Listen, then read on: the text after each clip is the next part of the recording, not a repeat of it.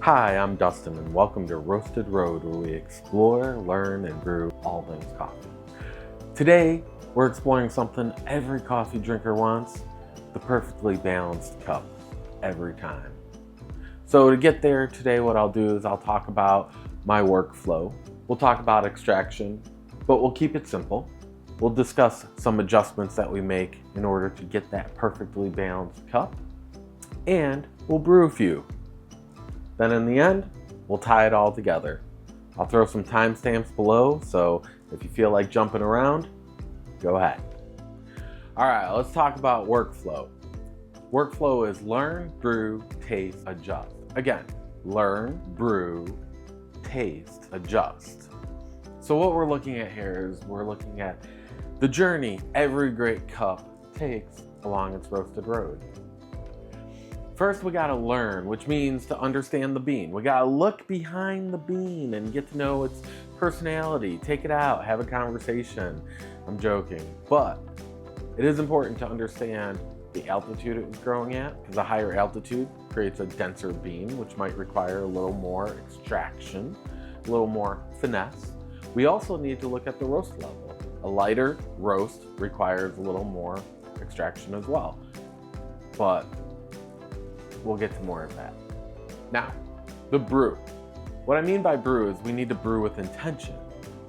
And by intention, I mean measuring. We need to measure with a scale, okay?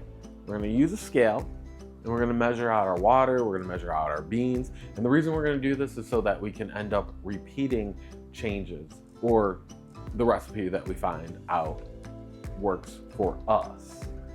Also, we're gonna taste, and we're gonna taste with trust. We're gonna trust our palate. We're gonna let ourselves know, be honest with ourselves, say, this cup tastes sour, this cup tastes bitter, and that's okay. Then we're gonna make adjustments. And adjustments is responding accordingly. So if it's sour, we'll make those adjustments. If it's bitter, we'll make those adjustments. All right, extraction. Can't talk about better coffee without mentioning extraction. So, extraction is just pulling out the good stuff. And it doesn't all happen at once. It happens in a rough order. First, we get the acids, then we get the sweetness, finally the bitterness. Understanding that under-extracted cups are sour and over-extracted cups are bitter will help us create the perfect cup every time. So why does the same recipe finally fail? This is where frustration kicks in. We got a recipe, we love our recipe, and one day it's just not working.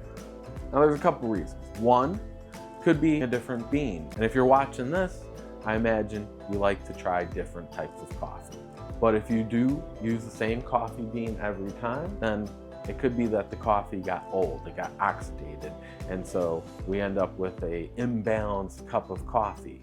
So that's why the same recipe will eventually fail, and we might just have to try a different approach. As a side note, I would like to mention that if you do use the same coffee bean every time, do yourself a favor, go out, find yourself a local roaster, or order some specialty coffee online. I have a bunch of specialty coffees right here. This is from Counterculture.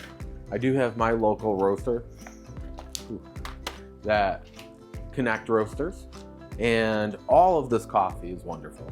I got no complaints. I just, like to try a bunch of different coffees. I got some more right here, and I got some more right here. This is Big Trouble, very deep, dark roast, great for espresso or that cold winter where you want something really just nutty, chocolatey. And then got a Dominican right here, got a Colombian right here. I had somebody recently say to me that they didn't like Colombian coffee, and that's unfortunate because what they're thinking about is Folgers or something along those lines. They're thinking about the roast. These are lightly roasted, so it's a totally different kind of Colombian coffee. Would love for that person to try this sometime. So if you're watching, get some specialty Colombian coffee. Give it a shot. All right, the 4 adjustments, the reason we're here, the things that help us get to that perfect cup every time. So Here it is: grind size, water temperature, how much water we use, and how long that water is in contact with the grounds. So let's jump into it. For grind size, I do find this to be the most important, or the first thing I go to when I have an under or over extracted cup. If my cup is under extracted and it's sour, I'll go a little finer with the grind, because finer grinds help us get more extraction. And then if it's over extracted and it's bitter, then I'll go coarser with the grind, because a coarser grind helps us with less extraction. Now that's saying I change one of these adjustments at a time. So I'm not changing everything all at once. I'm seeing which adjustment change will lead to that perfect cup. Water temperature. Water temperature is more important when I'm using a lightly roasted high altitude bean. They're gonna need a little more finesse, like I mentioned, a little more extraction. So more temperature, higher molecules, the particles are moving, they're excitable. So the H2O is real excitable, and it just pulls out easier from those lightly roasted beans. Now, if I'm using a dark roasted bean, then what I'm gonna do is I'm gonna go a little less on the temperature, bring it down a little bit. Then we have the brew ratio, the amount of water that we use to brew in whatever method is we're using, whether it's espresso, a pour over, the OXO rapid brewer, whatever method it is. However much water you're using, I usually keep that pretty consistent, unless I'm going for something that I want more concentrated or I want something to be more diluted. The more water I use, the more diluted this brew in my cup will end up being, and the less water I use, the more concentrated it will end up being. Makes sense, right? All of this is really easy at the end of the day, but thank you for tuning in to watch. Now, how long that water is in contact with the coffee. Super important when it comes to my immersion methods. If I'm using the AeroPress or the D3 recipe, which you know from my channel, if I'm using that and I got some immersion going on, or a French press, the time is very important. And that contact time can either end up creating something that's over extracted or under extracted. I think you already know, I don't even have to go into it that much. So basically, if I leave it steep for a really long time, it's gonna get to that what? That bitterness, because that's the last thing that gets extracted. So we already pulled out all the acids, all the sugars, and now we're on to the bitterness. If I don't let it steep long enough, then maybe I've only pulled out the acids and not enough of the sugars, certainly not enough of the bitters to get that well-rounded, balanced cup of coffee.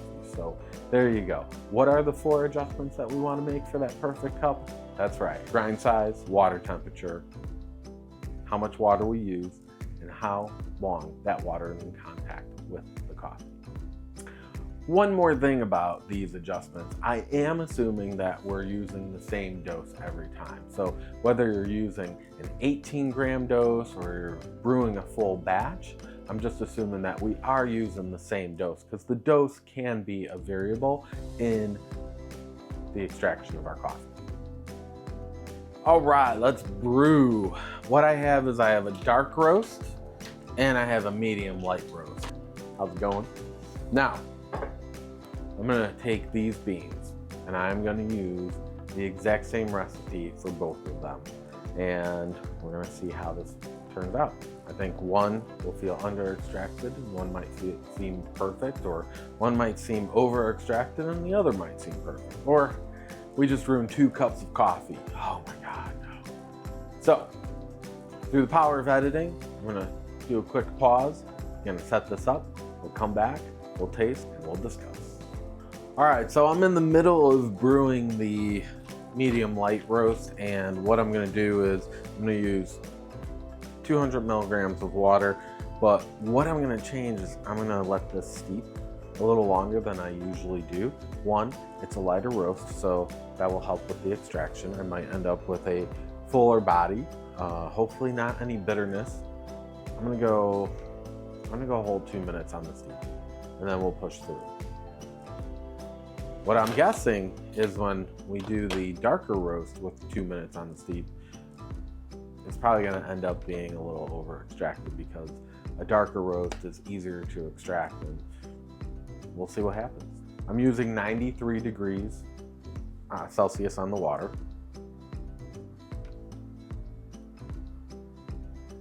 Now, if you've watched the other videos with the D3 recipe, I'm doing the same thing, and right now it looks like we're saturating the puck.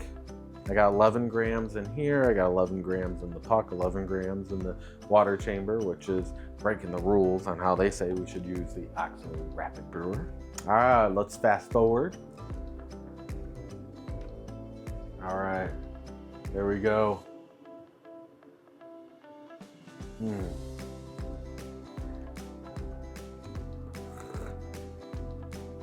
Oh, yep. No, that is over extracted.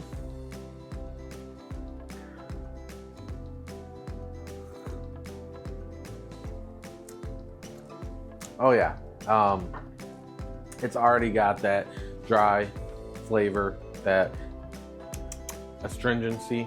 So, tell you what, my fellow roadies, let's not destroy another cup.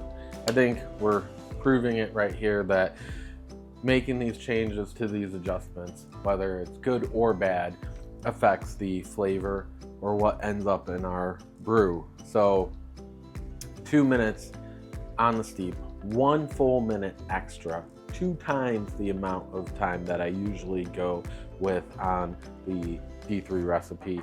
Well, it just ruined the coffee. So unfortunately, we have to deal with that.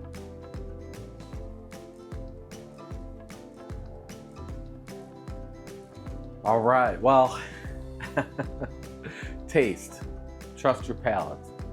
As I stopped to sort of clean things up a little bit, my mouth is still dry from the astringency of what we just brewed, which it's okay. You know, this is how life works. We got to experiment, we got to try, we got to put ourselves out there. That's just what it is. So trust yourself, trust what you taste. If it tastes dry, make the adjustment. If it tastes sharp or acidic, under extracted, sour, make the adjustment, and you'll find that perfect cup. No problem. It might not happen every time. You might have to, you know, dial it in or something like that, but that's okay. Now, the numbers, they help, or they explain kind of what it is we're tasting by the numbers. I mean, if you're into looking at the refractometer and measurements like TDS, total dissolved solids, stuff like that, I get it. I like that stuff too. Now, if you would like me to do a deep dive into the DiFluid R2 refractometer or something like that, give a comment in the comments below, let me know, and then I'll make sure I get that done. Now, a quick note about water. Water does matter. The minerals affect extraction and flavor and that sort of thing, but we're not going to focus on that in this video. That could be a whole other video, which is another comment you might want to leave me. If you're interested in me doing a deep dive on water, which is a whole other world, we can get into that as well. And for now, just keep your water consistent. And again, make one adjustment at a time. Okay, let's summarize. Let's wrap it up. All right, what's the big takeaway on all this? Extraction is not guesswork. It's a conversation between us and our cup. If our cup tastes bad, it's not failure, it's feedback. It's letting us know what to do, what direction to go in. It's letting us know what it wants. So, once we start looking behind the bean, brewing with intention, tasting honestly, and making one adjustment at a time, we start brewing with confidence. And that is how we get closer to the perfect cup, no matter the roast level, the brew method, or the origin of the bean. Every adjustment is just another mile on our roasted road. If this helped you think differently about coffee, go ahead, hit the like, subscribe, leave a comment. Once we start approaching our brews like this, we start becoming an artist. This becomes an art form, not a science. It's an art form that uses science, but it's always going to be an art form to me. So, until next time, remember, explore, learn, and brew together.